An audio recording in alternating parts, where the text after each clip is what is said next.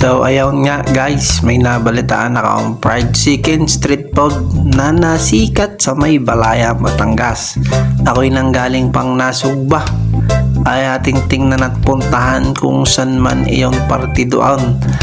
At hindi malingilan ang aking sigmura na lalampas ika, ang fried chicken na ay paborito pa naman iyan. O yan, natatanaw ninyo, nandito na ako sa may arko ng Lian at nang Nasugba. Kaya hindi na malingilan at gutom na nga at gusto na sumibat doon.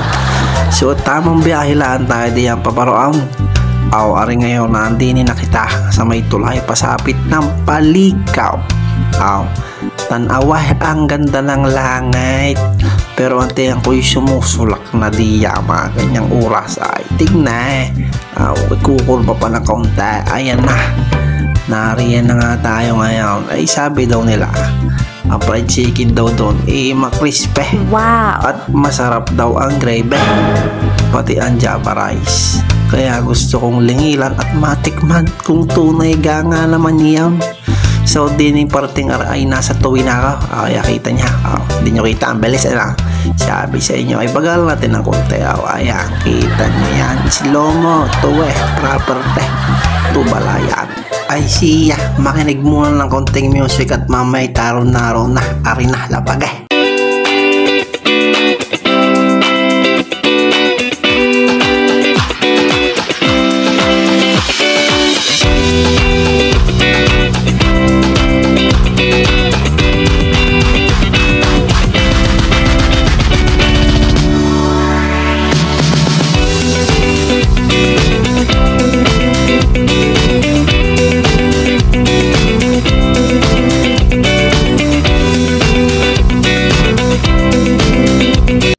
Iyon ay na nga sa hinahaba-haba ng biyahe. Nakarating tayo kay Mang Kulas Kanto Style Fried Chicken.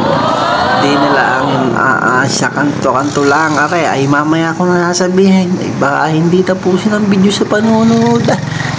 Siya ay tingnan. Alam niyo na ba kung saan yan? Ayan. Pritong manok ni Mang Kulas. Nag-aakap sila ng order. Whole na manok ay 260, ang leg ay 15. Ang pakpak ay 25, ang leg ay 25, at ang breast ay 25, at ang pork chop ay 53. Ano pang inaantay niya? Mang Kulas! Wow! Only java rice, only gravy, combo 2, 88 pesos lang. 2 pieces chicken, only java rice, only gravy. Wow! Saan ka pa? Ari pa ang fried chicken with java rice plus only gravy combo 1, solo 44 lang. Wow! Ari nga, ika pala ang may-ari, si Boss Jeff.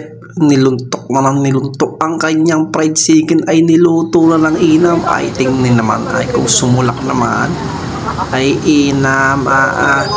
Kada luto yata'y hangaw ay lumuto na ng lumuto. Pagkaluto'y may nabili, wala nang ma-display sa kanilang harapan.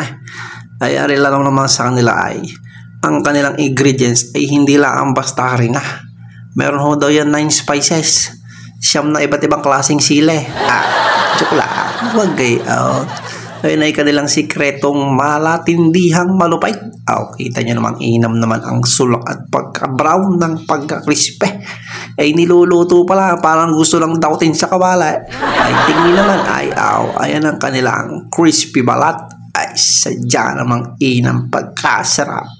Ay kung titignan mo lang naman, titignan mo lang. Huwag mo munang tatakotin at baka mapasaw. Ganyan kapiraso ng konti. Ayan. Ito na nga ika yung sinasabing kakaunti na lang ang kanilang natitira. Igagatingot pala ang bago po nagsisimula. Paubos na agad. Tignan nyo na maigi. Kung sa mga hari-hari na lang ay mutok-mutok ng tinalop ng binalatan sa balat pala ang iayos na kulang na lang ay suka. Tignan kada luto'y hangong may nabili. Ay tignan natin kung anong masasabi ng ating kaibigan. Bajay, masarap ka? Wala na tayong stock. Maganda naman tayo. Parang siya. Okay, Sala. Ay siya na rin nga pala mga player ng tag-umamela ay tignan. Nakikitang may nagbablog inahihiya pa ng konti Ay siya, pakaway mo nga si Tutoy Bossing. Kaway Tutoy. Ayan, ganyan ika. Tamaw. Pila pa mga nakain dito.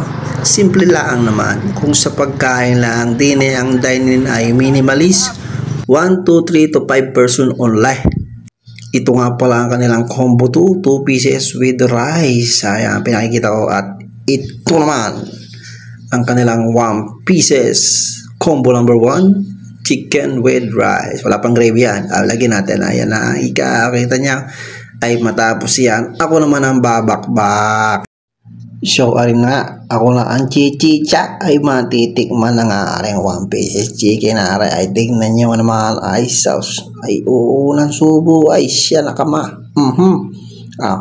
Taas pang kilay, kala mo may siya na. Tinitingnan ang kanin di makakurit at natatakap na isa dyan namang inam aray sigurado. Balat pa lang, ay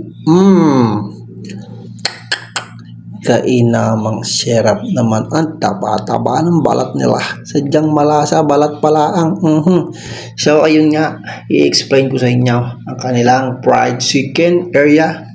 Ang area nila dito ay along the road. At kung kakain naman kayo ay 1, 2, 3, 4, 5 personal, kaya ng capacity ng kanilang dine-in.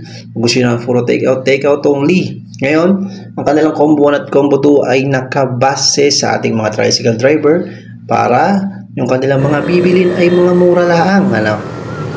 Gaya ng kanin pala at saka ng ulam. 44 pesos pala ang busog ka na daw para sa mga magta-tricycle driver o kahit anumang mga nagugutom na dadaan diyan sa may daan.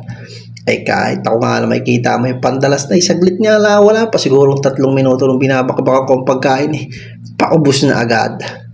So yun, kung sa place of area ng kanilang area ay medyo kulang pa lang sila sa dine-in, pero masasabi nating masarap ang kanilang pagkain. Kanilang fried chicken ay malutong at mataba at crispy. At ang kanilang gravy ay malasa. Sa gravy pa nga lang ay pwede ng ulamin.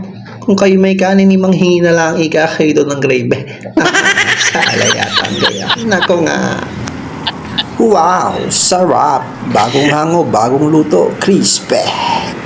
Ari nga pala ating owner, Boss Jeff.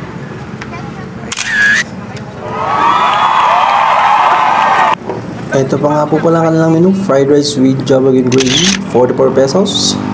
Only java rice plus gravy, 88 pesos lang. Ari nga po pala si tatay at ang dalawang magjowa. Ay, kuya, kaway muna, huwag na mahiya. Ayan. Ang mahiya pa ay kayo naman. Awari na ika ating owner. Boss Jeff, ano ga? Lasa ko'y kada hango mo yung boss. Kaya pa.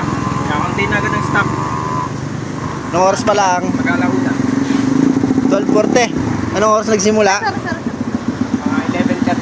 Ito ma. Wala na tayong Wala pang isang oras Ay, wala na. Wala na. Ari na lang. Ay siya. Kung kayo pupunta ng alanganin din ay wala nang aabutay. Boss, chicken boss. May 5 lang. May natitira pa naman sa hapon, mga napagpilian lang. Pero yung pa rin naman na lasa.